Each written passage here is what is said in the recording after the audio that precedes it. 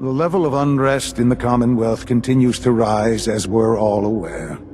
Your report. Yes, watchers show no additional threats beyond those previously identified. All right, maybe you've seen the billboard near the Highland Strip or heard the story on Wednesdays Live at 9.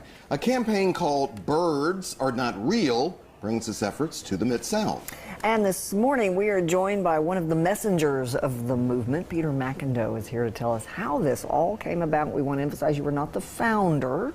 No, ma'am. So how did you become aware of it? What is the message of the movement?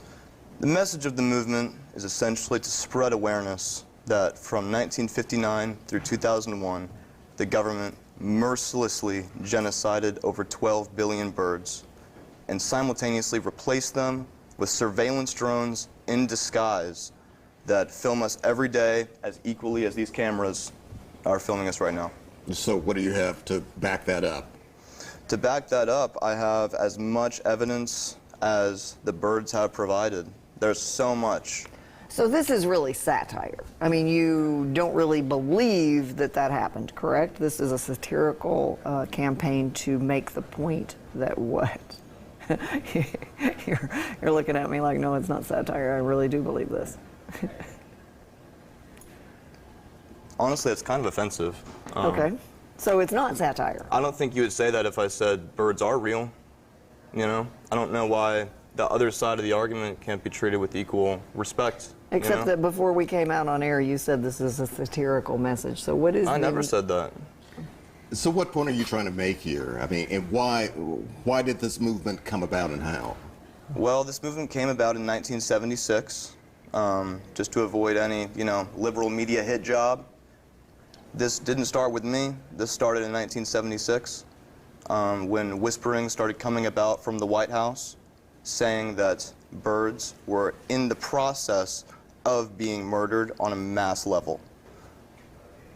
When this started coming about, that's when the movement began. This movement is reactionary. We really didn't start this. The government started this. How come it took so long to get billboards up and for any of us to hear about this? That's an excellent question. So really before the internet age, before the internet era, it was very easy to censor ideas and opinions that aren't popular and that people don't agree with. Mm-hmm. Now that we have the internet, there are no more book burnings, there are no more censored television ads. Well, there are attempts to do all of that, but you're right. It's like Arab Spring. It's very grassroots, ground So where does up. this movement go from here?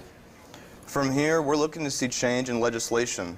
We're looking to see a mass spread awareness. Are lawmakers, though, really taking this seriously? Because a lot of people will have their doubts or have their questions about whether or not the movement is really serious or not. Yeah, that's been a really hard part of this, honestly. Since the billboard's gone up, there's been a reaction of supporters and loyal bird truthers coming out, saluting, bowing. It's almost become like a sacred pilgrimage to see it. Others, though, seem to have some kind of laugh response, and it really pains me. So on the website, there are t-shirts you can buy, there's products you can buy. There are going to be some skeptics who say, they're just trying to sell t-shirts. They're just trying to make money. Where do the funds that the movement makes from the sale of t-shirts go? Where does that go? I would say every movement, go to any political website, they are all equally selling merchandise to spread and support. Oh, okay, so the money is used to continue to buy the billboards, for instance. Yes, ma'am, exactly. Okay. Exactly, yeah. It's to fund movement efforts, to fund activism and public awareness. All right. Honestly, it's kind of offensive, I don't know why the other side of the argument can't be treated with equal respect. Yeah. Except that before we came out on air, you said this That's is the whole point of a science. message. It's the search for the I never truth. said that. Man, there is a lot of important information in this video that has important strategic consequences for Ducks Unlimited.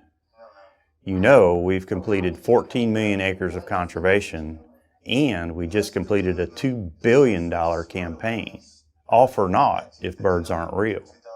And on top of that, I've wasted an entire career working on birds that might not be real.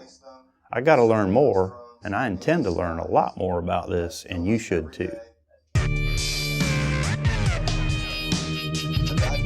People are also saying that birds aren't real. I'm sure you saw the video. There's a guy in Memphis who basically thinks that every avian creature is actually a drone set up by the government to spy on us. Listen, apparently it had been around since the 1970s. He thinks that the government wiped out every bird that they're in the skies and created drone birds.